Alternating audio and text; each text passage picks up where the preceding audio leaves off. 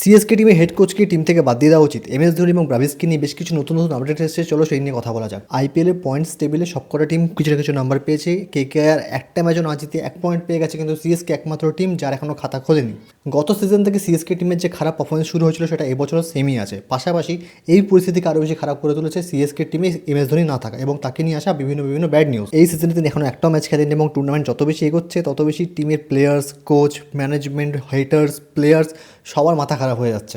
Report অনুযায়ী MS Dhoni cup মাসেলে চোট পেয়েছেন এবং সেই কারণে তিনি রিহ্যাবে রয়েছেন এবং মনে হচ্ছে আগামী 11 এপ্রিলে যে ম্যাচ রয়েছে দিল্লি ক্যাপিটালস এগেনস্টে সেখানেও তিনি থাকবেন না এবং হয়তো আগামী 2-3টে ম্যাচ তাকে আমরা আরও বেশি দেখতে পাবো না। এমএস ধোনি সুস্থ হয়ে উঠতে এখনও প্রায় 1 সপ্তাহ বাকি আছে, দেখা যাক শেষ পর্যন্ত তাকে নিয়ে কী আপডেট আসে। অন্যদিকে ব্রাভিস, যিনি এখনও সিএসকের হয়ে একটা ম্যাচও খেলেননি, তিনি 11 এপ্রিল দিল্লি ক্যাপিটালসের এগেনস্টে মাঠে নামছেন এবং তিনি জানিয়েছেন 11 এপ্রিলে আপনাদের দেখার জন্য আমি অপেক্ষা করতে পারছি না। চেন্নাইয়ের হেড কোচ স্টিফেন ফ্লেমিংকে নিয়ে ডিফারেন্ট কাইন্ডের কন্ট্রোভার্সিয়াল স্টেটমেন্ট সামনে আসছে। ইন্ডিয়ান ফর্মার ক্রিকেটার সদ গোপাল রমেশ মনে করেন চেন্নাইয়ের হেড কোচ স্টিফেন ফ্লেমিংয়ের সাকসেস ডিপেন্ড করে অনেকটা ধোনির ক্যাপ্টেন্সির ওপরে। সিএসকে তাদের প্রথম 3টে ম্যাচে হেরে যাওয়ার পর তিনি স্টিফেন ফ্লেমিংকে নিয়ে লিখেছেন, ধোনির ক্যাপ্টেন্সি ছাড়া ফ্লেমিং কোথাও সাফল্য পাননি। এটা পরিষ্কার যে ফ্লেমিংয়ের সাফল্য পুরোপুরি ধোনির উপর নির্ভরশীল।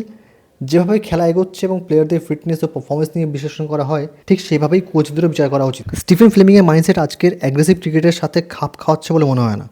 মনে হচ্ছে তিনি গেমের চেয়ে 5 কদম পিছিয়ে চলছেন। বন্ধুরা, এই ছিল সিএসকে নিয়ে আজকে আপডেট। তোমাদের কি মতামত কমেন্ট করে জানিও। দেখা হচ্ছে পরের ভিডিওতে। Like and subscribe.